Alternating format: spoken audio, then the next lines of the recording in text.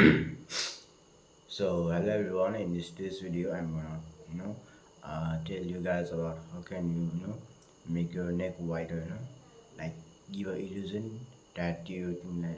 So by training the neck, you can give like you can have a illusion or get a illusion that you are well fed. Like you're well.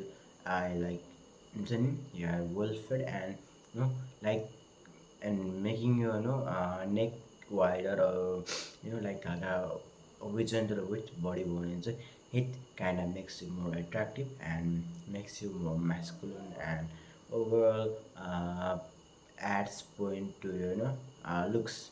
So it's simple and very important. Mm, and I bet most of you guys are training the neck in wrong way.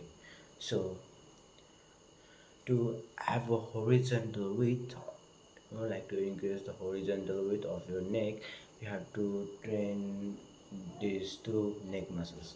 First one is this side muscles and second one is this back, like back side of the neck. So these are more important, and to train them we have to do side neck curls like this, by laying in the bed, and this one. And I bet most of you, do neck curls to make your neck wider,